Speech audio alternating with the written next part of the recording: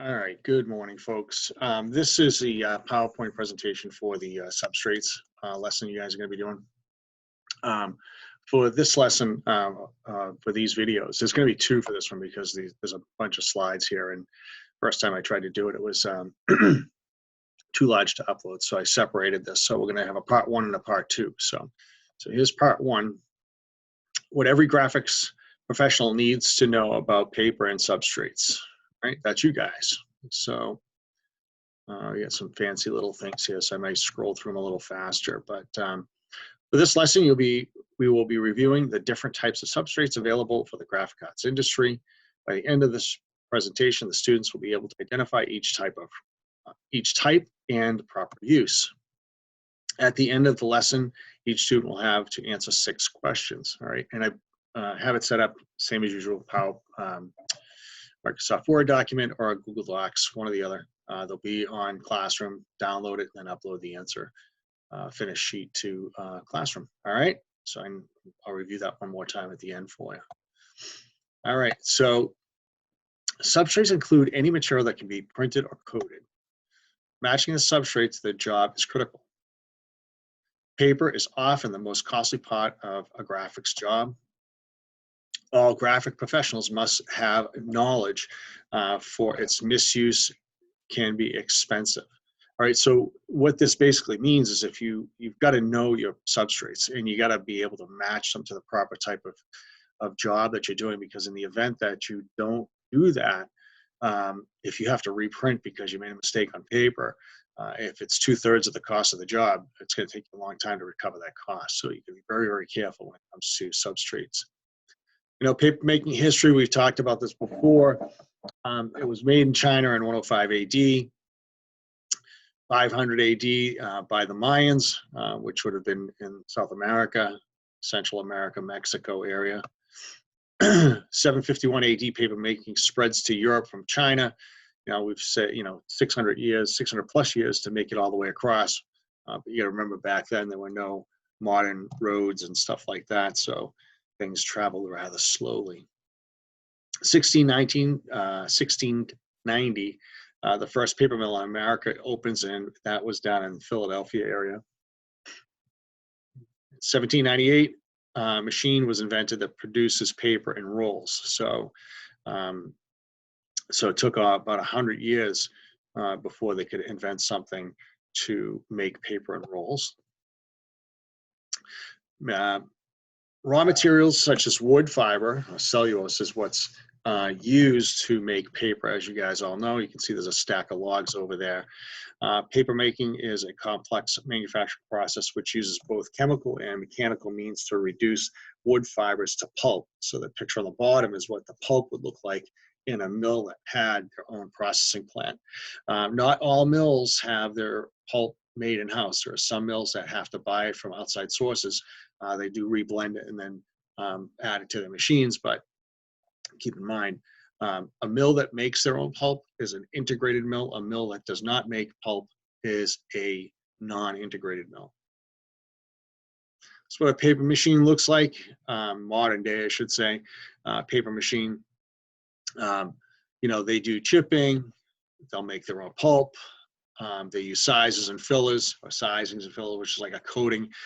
Fillers they use to give the paper opacity. Dyes, pigments, and bleach. They don't really use chlorine bleach as much as they used to. They've gone to hydrogen peroxide and oxygen to whiten paper. Removing water and water marking. So removing the water is a big part of this. And that first section of the mill right there that you see, when the paper comes out of that head box right here at the beginning, it's about 90% water. And that very short distance from that head box to that blue roller you see there, the pulp loses about 80% of the water that's in it. So when it hits the machine, it's moving at a very fast speed, but boy, it loses a lot of water in a very short distance. You got to calendar and then dry it, or dry it first, I should say. Calendaring is next, which is smoothing out the paper. And then prior to the rolling there, that portion there, you would have any kind of coating as part of the calendaring process. So coatings and finishes are done before that, then it's rolled up, and then it goes off to the finishing processes. Okay, so types of paper, or I should say paper types, right? There's coated and uncoated papers. There's bond papers, duplicator paper, carbonless paper, offset paper, cover paper, ledger paper, index, newsprint. All right, those are the categories, we'll call them, of paper. Of course, you have recycled paper as well. And quite honestly, most of the paper that's made today has some sort of recycled content in it. Um, there's not many out there that do not have recycled material in it now. So coated paper. Coated paper has a mineral substance applied to the surface rated by brightness. So a number one would be the brightest, and it also typically have the highest coating on it as well. It's usually used for high quality jobs, so annual reports, stuff like that, real high end type work. Matte finish can be used to convey prestige. Their mattes and dulls are out there. I don't know that they're really used as much as they used to be. Back in the day when I first started in the 80s, matte finishes were a really big deal. Catalogs of posters we printed on a number 2 or 3 sheet. Again, the cost is a little less, the opacity is not as good, and the coating isn't quite as shiny. Uncoated papers does not have a mineral substance applied to its surface and has a textured feel. Now, there is a sizing that's put on paper, all paper, even uncoated. It does help the ink stick to it, but it's not shiny. You really wouldn't know it's there. Uncoated texture papers like wove, linseed, laid are used for stationery. Uncoated papers enhance legibility and are used for text-intensive materials such as textbooks and novels. Adhesive coated papers. This stock is coated with an adhesive material that is permanently tacky or activated by water, so one or the other. Used for labels, mailing, packaging, etc. Security and safety papers, typically used for printing checks, manufactured very rigid standards.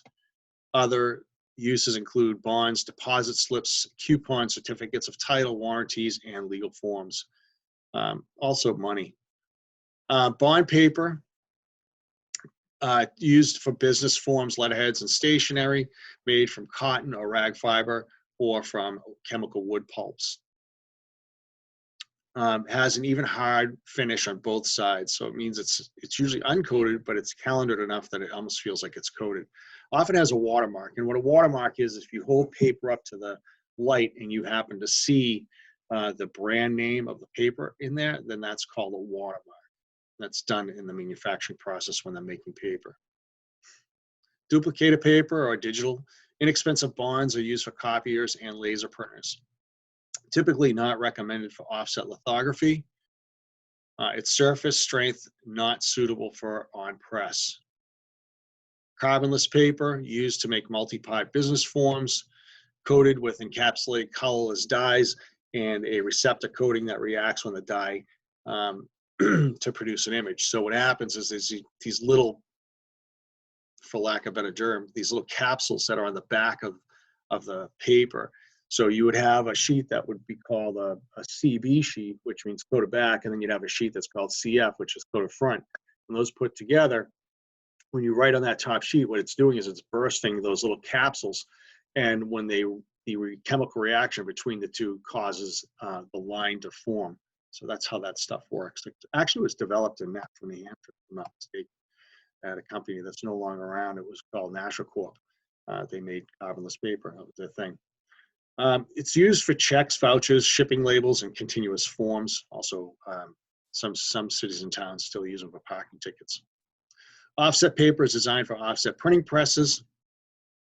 Can be coated or uncoated. Used for books, form letters, magazines, manuals, and advertisements. Sometimes called book paper. And book paper is manufactured a little different as well, just so you're aware. Text paper is an expensive grade of offset or book paper.